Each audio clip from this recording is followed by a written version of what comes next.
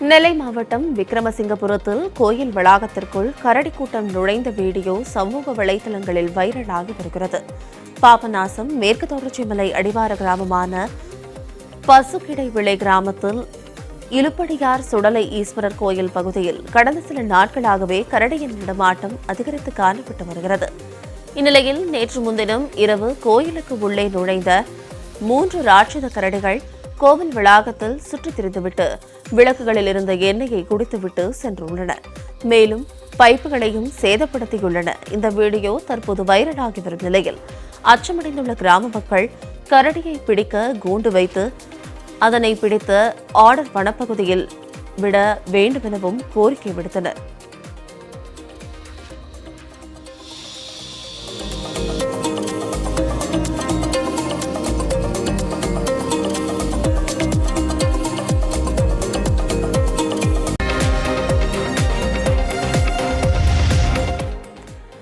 நெல்லைப்பேட்டை சத்யா நகர் குடிசை மாற்று வாரிய குடியிருப்பு பகுதியில் குடிநீர் விநியோகம் செய்யப்படாததை கண்டித்து குடியிருப்பு வாசிகள் குடிசை மாற்று வார அலுவலகத்தை முற்றுகையிட்டு போராட்டத்தில் ஈடுபட்டனர்.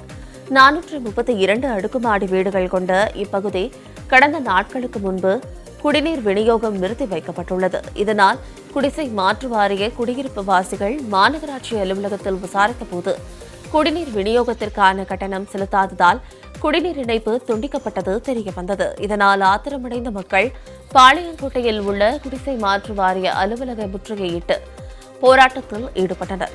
குடிசை மாற்று வாரியத்துறை அதிகாரிகள் பேச்சுவார்த்தையை தொடர்ந்து கலைந்து சென்றனர். குடிசை மாற்று வாரியத்தில் அபார்ட்மெண்ட்ல இருக்கோம். நாங்கள் 50,000 ரூபாய் பணம் கட்டிருக்கோம். சத்யா நகர் சரியா? தண்ணி கிடையாது. இப்ப தண்ணி வசதி கிடையாது. எங்களுக்கு தண்ணி வசதி இல்லாம தான் நாங்க இங்க வந்திருக்கோம்.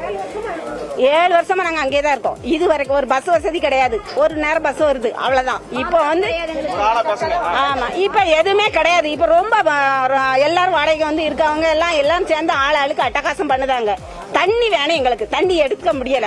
எங்களுக்கு தண்ணி வசதி கிடையாது, பாதுகாப்பு கிடையாது. பொம்பளைகள் இன்னும் சொல்ல போனா பாதுகாப்பு கிடையாது எங்களுக்கு. நாங்க வேலைக்கு போயிட்டு வரோம். வேலைக்கு போயிட்டு வரும்போது எங்களை பெண்டையே வந்து அடிக்காங்க, போறாங்க, வைக்காங்க. எப்படி ஒரு பொம்பளை பிள்ளை எப்படி வேலைக்கு போயிட்டு திரும்பி எப்படி பயப்படாம வீட்டுக்கு வர முடியும்?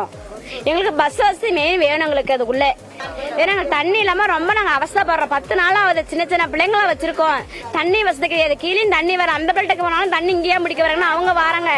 நாங்க என்ன செய்ய முடியும்? நாங்க தண்ணிக்கு நீங்க தான் தீர்மானம் வாங்கி கொடுக்கணும் எங்களுக்கு. தஞ்சாவூர் மாவட்டம் திருவிடைமருதூர் அருகே விவசாய நிலங்களை மழைநீர் சூழ்ந்ததால் பயிர்கள் பாதிக்கப்பட்டுள்ளதாக விவசாயிகள் கவலையடைந்துள்ளனர். முத்தூர், திருநீலக்குடி, கொத்துக்கோவில், எஸ்புத்தூர் உள்ளிட்ட கிராமங்களில் மோரி வாய்க்காலை பாசனத்தை நம்பி விவசாயிகள் நெல் விவசாயம் செய்து வருகின்றனர். இந்த வாய்க்கால் மழைக்காலங்களில் விவசாய நிலங்களில் சூழ்ந்துள்ள நீர் வெளியேற்றும் வடிகாலாக பயன்பட்டு வருகிறது. இந்த வாய்க்கால் கடந்த சில ஆண்டுகளாக தூர்வாரப்படாததால் கழிவுநீர் சூழ்ந்தும் ஆகாய தாமரைகள் மண்டியும் நீர்ப்பாசனத்திற்கு இடையூறு ஏற்பட்டுள்ளது. இதனால் கடந்த 2 நாட்களாக பெய்த கனமழையால் விவசாய நிலங்களில் தேங்கிய மழைநீர் வெளியேற முடியவில்லை என்று தெரிவித்த விவசாயிகள் மோரி வாய்க்காலை தூர்வார வேண்டும் என கோரிக்கை விடுத்துள்ளனர். கும்பகோணத்திலேருந்து வர்ற கழிவு நீர் வாய்க்கால் மோரி வாய்க்கால் சுத்தமா பதண்ட பூண்டு எல்லாம் அடைச்சிடுச்சுங்க.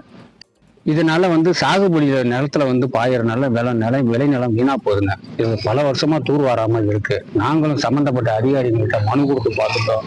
குறைதீர்ப்பு கூட்டத்துல சொல்லி பார்த்துட்டோம். நடவடிக்கை எடுக்கப்படவில்லை. இப்ப இந்த நேற்று முன்னாள் பேஞ்ச மழையில ஊரு உள்ள தண்ணி ஏறுது. இதை நேரடியா பார்த்து இந்த கிராமத்துக்கு தூர்வாரி தரும்படி கேட்டுக் கொடுக்குறோம். அந்த மோரி வாய்க்கால் இங்க தான் பாசனம். முத்தூர் 300 ஏக்கர் இருக்குங்க. மகாஜனகுடியில ஒரு 200 ஏக்கர் இருக்குங்க. ஆனலாம்பட்டையில ஒரு 200 ஏக்கர் இருக்குங்க. அந்தமாங்கலத்துல ஒரு 300 ஏக்கர் இருக்குங்க. அதுல இருந்து கொத்துக்கோயில், போக்குவரத்து எல்லாமே நெடுக்க இருக்குங்க. அந்த பாசன வாய்க்கால்ல ஃபுல்லா செடி கொடி எல்லாம் அடைச்சிக்கிட்டு ரொம்ப நாளாவே அந்த தூர் வராம இருந்துட்டு இருக்குங்க. அதனால விவசாயம் பாதிக்குதுங்க எங்களுக்கு. அதை அரசு நடவடிக்கை எடுத்து எங்களுக்கு சுத்தம் பண்ணி தர மாதிரி கேட்டுக்கொள்றாங்க.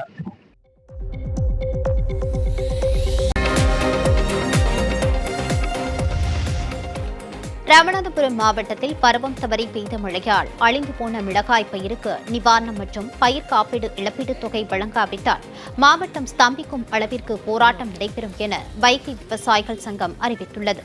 2024-25 ஆண்டு பருவம் தவறி பெய்த மழையால் 16,500 ஹெக்டேர் மிளகாய் விவசாயம் பாதிக்கப்பட்டதாக விவசாயிகள் தெரிவித்தனர்.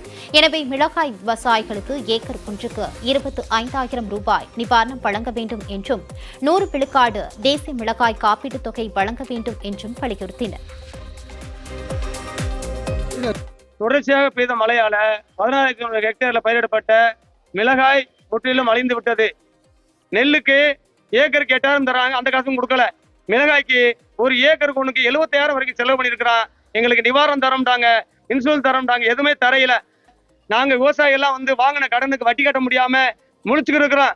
அதனால கூடிய விரைவில் இங்க மிளகாய் விவசாயத்தின் மூலமா நேரடியா 1 லட்சம் குடும்பங்களும் மறைமுகமா 80,000 குடும்பங்களும் வாழ்வாதாரத்தை இழந்து தவிக்கிறோம்.